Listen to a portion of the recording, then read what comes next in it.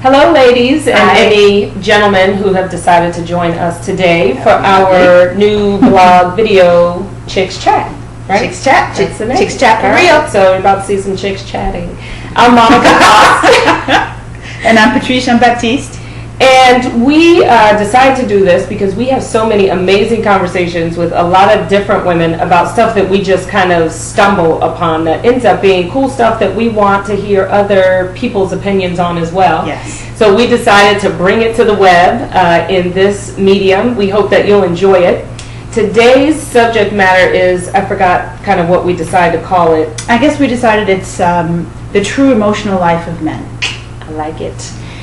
So what we're going to do today is read an excerpt in 3 parts from a post by a gentleman named C.J. Miller, and you can read the entire thing along with other things from him at cjmilleronline.com. But we found this particular post very interesting and had a really rich discussion about it that we're going to have again. And so, yep. And at the end, we're going to ask for your feedback via email. We're going to bring up that feedback in our next episode because we want to know what you're thinking. So Here's the excerpt in 3 parts. All right, here it goes. Ladies, today's men have become Rubik's Cubes of unbalanced emotions. Years of unanswered feelings and countless moments of tears that we've been deceived into shedding in the dark. Wow. Right. So this, I guess, really speaks to the truth of what men struggle with. Yeah, and so how they're still being socialized today. And yet, the truth is that there are moments of tears. There's a lot of pain and crying going on in the dark. Right.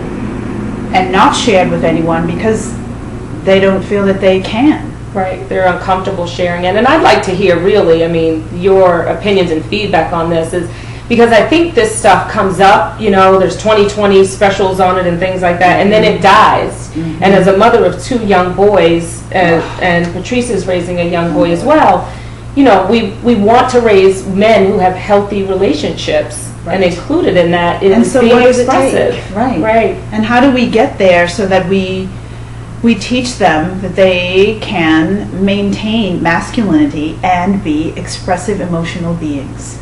Now, it's tricky, mm-hmm. right? Because right. I'm not sure that all women are prepared for this outpour of emotion. And sometimes when, women will say, oh, it's okay, you can cry in front of me, and then the next thing you know, they're treating them a little bit differently because they've lost a little something. Mm. And that, it's not all So women. Wait a minute, you think we do this to our men? I do.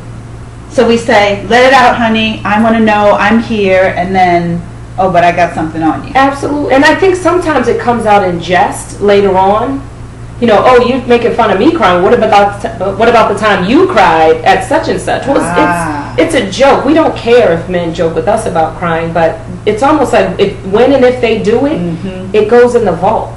There's no need to bring it up again. They were sharing. It was a moment. We need to move on. So, and then to that end, it actually has to be sacred too. Right. We have to agree that we're not going to bring that up again. Absolutely. And we're not going to hold that against you because we know the cost. Yeah, and I think ladies would understand this when you think about when you're having a moment and you confess something to a friend. It could be that you and your significant other are having problems, right? And you give all the details. Well, you really don't expect that your girlfriend's going to say then tomorrow, so what happened with you and so-and-so? Right. Right? Well, it was a not moment. In public. Right. Please. Right. So. Okay, next section. Similar to the concept of the Rubik's Cube, to pierce the heart of today's men, women will have to assist us with managing our confusing, multicolored walls of emotions. Ladies, we want your help. We want to share, but somewhere in a deep, dark place, within the nature of our soul, we're convinced such an admission dilutes our masculinity. Okay, this part is actually what hit my hot button. Right. And the reason why this hit my hot button is we want your help, and I understand that, and that's fine. But what I feel like I've seen sometimes is that the women who help, mm-hmm. right, who allow the men to cry on their shoulders and, express themselves, are often then traded or swapped out at a later date because that's for many reasons, right? It could be that the woman now represents the weakness, the weak moment that the man had, or that they represent a moment of shame or something. And so the person that sticks by them, through thick and thin, sometimes doesn't end up really being the one that gets the prize. So, my perhaps question they've served their role, Yeah. then that's no longer needed. right. But aren't they faithful? Who? Men? Men. Are they? Some are, some are. And also, pause. Do I want to play that role? Is that my responsibility? That's the question. Do you know, when right? you take on a relationship, is that something that you should know is going to be an expectation? Right. And so sign on the dotted line, because that's going to be part of your role, Right. like it or not. Yeah. What do you think? I mean, we obviously do not have the answers. We're, I guess I feel I want the balance. I do. I want a man, Yes. to be a man, whatever that means. Part of that is a leader. Absolutely. But it doesn't mean that there's no room for vulnerable moments. No, absolutely, because that's really the only way that you have growth in Right. a relationship. Right. Oh, please. Because I want to share those vulnerable moments as well, Absolutely. and know that they're just as received. Sure, and they will be because you're a woman. But will they be as received by him? Right. I know I have my outlets, Right. and so I don't necessarily need him for that role. Sure. Right. But there's no doubt, according to this statement anyway, that we are needed for that role. Sure. Yeah. And so with it comes some significant responsibility. Let's All right, see. Ben, so we want to hear from you too. Yes. Let us know. Last section. Help us successfully identify the truths that hide in plain sight. And as a byproduct, you'll intimately understand why boys cry in the night. Do you want to know why boys cry in the night? Yeah. I mean, again, raising two young boys, Okay. I want to raise two men who don't, right?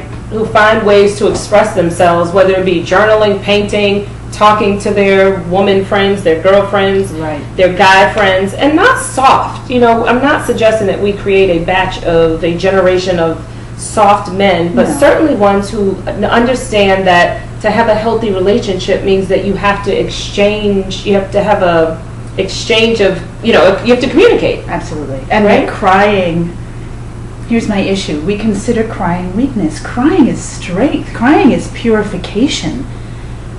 When you have a good cry, a good session, and which comes rarely, even for women, Yeah. because we have to be so strong and play so many roles. Right. When you have one of those sessions, it is so empowering. But to now convince our men who have been told by society again and again that they are the rocks and therefore must be stern and show nothing, Right. that crying is positive. Right. So I say, come on, men, cry, Let it out. please, let it out. Yes. Because then we need you on the other side. All right, this was a ton of fun. I hope that we really do want to hear your feedback. So Definitely. please do write to us and let us know. The full excerpt, again, if you want to read it, is at cjmilleronline.com. I think it is called The Rubik's Cube Man. But it's on the homepage, and you can also email us at info@evidentlyassured.com. Thanks so much for joining us, and we'll see you next time. At Chicks Chat. See ya.